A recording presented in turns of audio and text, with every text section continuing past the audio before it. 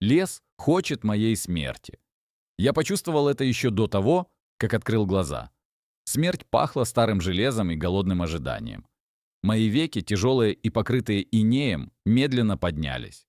Мир вокруг был серым, утопающим в густом, как молоко, тумане. Я лежал в самом сердце непролазной чащи, спрятанный между корнями поваленного бурей древнего кедра. Мое лежбище сохранило скудное тепло моего огромного тела, и от примятой хвои шел тонкий, едва уловимый аромат смолы и векового покоя. Каждый мой вдох превращался в густое белое облако пара. Я чувствовал, как холод пробирается под мою густую шерсть, пытаясь отыскать путь к самой коже. Мои ноздри расширялись, впитывая тысячи запахов, которые обычный глаз никогда не заметит. Я слышал, как замерзает вода в крошечном ручье неподалеку, как трещит кора на березе, не выдерживая натиска мороза. Тяжесть на моей голове сегодня казалась особенно ощутимой. Мои рога, моя гордость и мое проклятие цеплялись за низкие ветви елей. Это была корона лесного царя, широкая, мощная, с острыми отростками, способными пронзить любого врага. Я осторожно повернул голову, и сухая ветка под моим весом хрустнула с громкостью пушечного выстрела. В этом лесу звук — это либо приглашение к обеду, либо смертный приговор.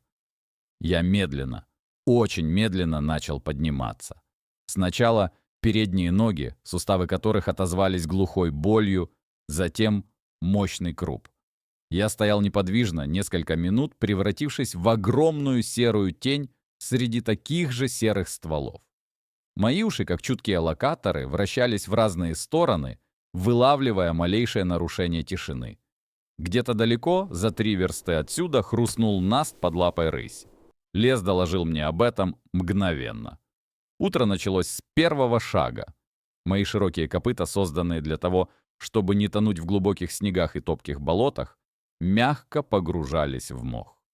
Я шел, словно призрак, не задевая ни единого листочка. Это искусство выживания, отшлифованное сотнями поколений моих предков. Каждый мой шаг был выверен. Каждое движение наполнено смыслом. Я вышел к опушке, где старые сосны расступались, давая место молодым осинам. Здесь туман был не таким плотным, и первые лучи солнца, холодные и бледные, прорезали небо. Я увидел следы. На белой корке наста отпечатались когтистые лапы. Волк. Он прошел здесь совсем недавно, может быть, полчаса назад. Запах его был еще острым, вызывающим инстинктивное напряжение в моих мышцах. Я остановился у молодой березы. Ее кора, нежная и сочная под тонким слоем инея, была лучшим завтраком, о котором можно мечтать. Я прижался губами к стволу, чувствуя холодную гладкость дерева. Мои зубы с хрустом содрали полоску коры, и рот наполнился горьковатым, вяжущим соком. Это вкус самой земли, вкус силы, которая дремала в древесине всю долгую зиму. Я ел долго, методично обдирая ветку за веткой. Голод в моем теле был постоянным спутником, ненасытным зверем, который требовал корма каждые несколько часов. Чтобы поддерживать жизнь в такой махине, как я, нужно поглощать горы зелени и коры. Я чувствовал, как живительная влага медленно разливается по моим венам, возвращая гибкость мышцам и ясность мыслям. Вдруг ветер переменился. Он принес с собой запах гари и чего-то неестественно резкого. Человек. Они были далеко, у края великих болот, но их присутствие ощущалось как незаживающая рана на теле леса. Я замер, перестав жевать. Мои глаза выхватили среди деревьев тонкую полоску дыма, поднимающуюся к небу. Там, где появляется человек, тишина исчезает первой. Я решил уйти глубже в Урему, туда, где заросли ивы и ольхи образуют непроходимые стены. Там вода никогда не замерзает до конца, и под снегом всегда можно найти зеленую траву. Мой путь пролегал через старую гарь, где мертвые стволы деревьев торчали из земли, словно кости павших исполинов. Это было опасное место, слишком открытое, слишком просматриваемое. Я двигался рысью, высоко поднимая ноги. Мои копыта ударялись о землю с глухим ритмом, похожим на биение сердца самого леса. Я чувствовал себя хозяином этих земель, существом, чей вес превышает 500 килограммов чистой мощи. Но даже такая сила не гарантирует безопасности. В лесу нет королей, есть только те, кто еще жив, и те, кто уже стал частью почвы. На середине переправы через замерзший ручей лед под моим весом предупреждающе треснул. Я замер, распределяя вес. Вода под коркой льда была темной и холодной. Она манила и пугала одновременно. Я сделал резкий прыжок, и лед за моей спиной разлетелся на тысячи осколков.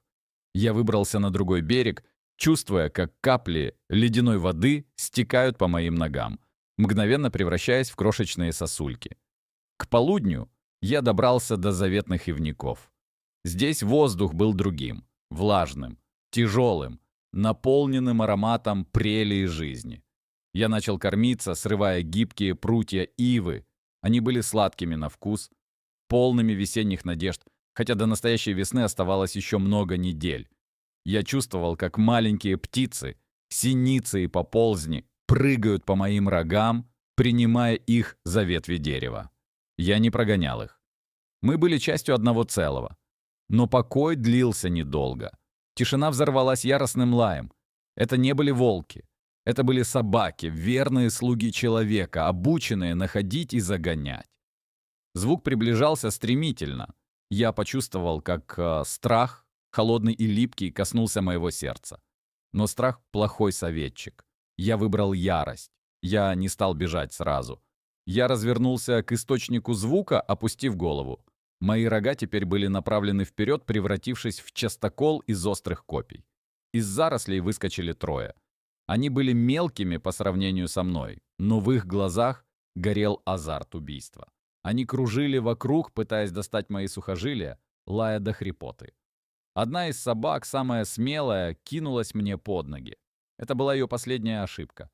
Мое переднее копыто, тяжелое, как гранитный валун, опустилось ей на спину. Раздался хруст ломающихся костей, и лай сменился коротким визгом. Остальные две отпрянули, их уверенность пошатнулась. Я издал трубный рев, который заставил содрогнуться верхушки сосен. В этом реве была вся моя боль, вся моя жажда жизни. Я чувствовал, как кровь стучит в моих висках. Я видел, как за деревьями мелькнула фигура в зеленом. Человек. У него в руках была длинная палка, которая могла изрыгать гром и смерть на расстоянии. Я знал этот запах. Запах пороха.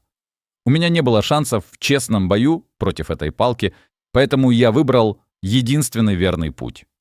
Я бросился в самую гущу ельника. Ветви хлестали меня по морде, раздирая кожу, но я не чувствовал боли. Я был стенобитным орудием, ломающим все на своем пути. Я слышал позади крики и выстрел, который эхом отозвался в горах. Но пуля лишь свистнула мимо, срезав верхушку молодой сосенки. Лес принял меня, спрятал в своих бесконечных лабиринтах. Я бежал долго, пока мои легкие не начали гореть, а из пасти не пошла густая пена. Я остановился только тогда, когда запах человека и его слуг полностью исчез, сменившись ароматом чистых снегов высокогорья. Мои ноги дрожали, а сердце колотилось так сильно, что казалось, оно вот-вот проломит грудную клетку. Я стоял на вершине холма, глядя вниз на долину. Солнце уже начало свой путь к горизонту, окрашивая мир в кроваво-красные тона. Это был самый красивый и самый страшный момент дня. В этом свете все казалось нереальным, словно нарисованным на старом холсте. Я видел, как далеко внизу течет река, похожая на черную ленту, брошенную на белый ковер. Постепенно напряжение начало спадать. Я нашел небольшое углубление в скалах, защищенное от ветра. Там рос густой мох, который под снегом оставался мягким и съедобным. Я начал есть, медленно восстанавливая силы. Каждый кусочек мха оказался мне бесценным даром. Я чувствовал, как природа вокруг меня успокаивается, как лес готовится к ночному отдыху. Небо над моей головой начало темнеть, становясь глубоким, почти черным. Появились первые звезды, далекие, холодные точки света, которые ничего не знали о моих битвах и моих страхах. Я смотрел на них, и мне казалось то, что я тоже становлюсь маленьким и незначительным в этом бесконечном пространстве. Я вспомнил лето. Вспомнил запах цветущих лугов, прохладу озерной воды, в которую я заходил по самую шею, спасаясь от гнуса. Вспомнил вкус сочных кувшинок и мягкость летних сумерек. Те воспоминания согревали меня лучше, чем любая шерсть. Они давали мне надежду на то, что эта зима не вечна, что жизнь снова возьмет свое. Вечер принес с собой удивительную тишину. Ветер стих, и даже снежинки, которые начали падать с неба, казались невесомыми. Я стоял и слушал, как лес дышит вместе со мной. Я чувствовал движение жизни под снегом, полевок, роющих свои ходы, сонных медведей в берлогах, птиц, спрятавшихся в дуплах. Мы все были связаны одной невидимой нитью. Свет солнца окончательно погас, оставив после себя лишь бледную полоску на западе. Я почувствовал усталость, добрую, тяжелую усталость существа, которое выполнило свой долг перед жизнью. Я снова был жив, я снова победил смерть. И это было единственное, что имело значение. Я начал спускаться с холма, направляясь к густым зарослям кедрача. Там, в самой глубине, у меня было еще одно потаенное место. Я шел медленно, наслаждаясь каждым мгновением тишины. Мои рога задевали за ветви, издавая тихий, мелодичный звук, похожий на шепот старых друзей. Я нашел свою лежку. Снег здесь был нетронутым и чистым. Я несколько раз повернулся вокруг своей оси, устраивая себе удобное гнездо. Каждое мое движение было наполнено спокойствием и достоинством. Я укладывался не просто спать, я укладывался ждать нового дня. Мои глаза начали закрываться. Я чувствовал, как холод ночи окутывает меня, но внутри меня горел маленький огонек жизни. Я думал о том, что завтра мне снова придется искать пищу, снова быть осторожным, снова бороться за свое место под солнцем. И я был готов к этому. Лес вокруг меня затих, погрузившись в глубокий сон. Я слышал только свое дыхание и редкий треск деревьев от мороза. Мир был суров, но он был моим домом. Я не хотел другой доли. Моя голова опустилась на мох. Последнее, что я увидел перед тем, как окончательно заснуть, была яркая звезда, висящая прямо над вершиной старой ели. Она светила мне, указывая путь в темноте ночи. Я закрыл глаза. В моих снах не было охотников и волков. Там были только бесконечные зеленые леса, чистые реки и вечное лето, где нет боли и страха. Я засыпал, зная, что я лось, великан этих земель. И завтра я снова проснусь, чтобы продолжить свою историю. Тьма стала абсолютной, но в этой тьме была жизнь. И эта жизнь продолжалась в каждом моем вздохе, в каждой капле моей крови, в каждом ударе моего сердца. Я был частью вечности, и эта вечность берегла меня до следующего рассвета.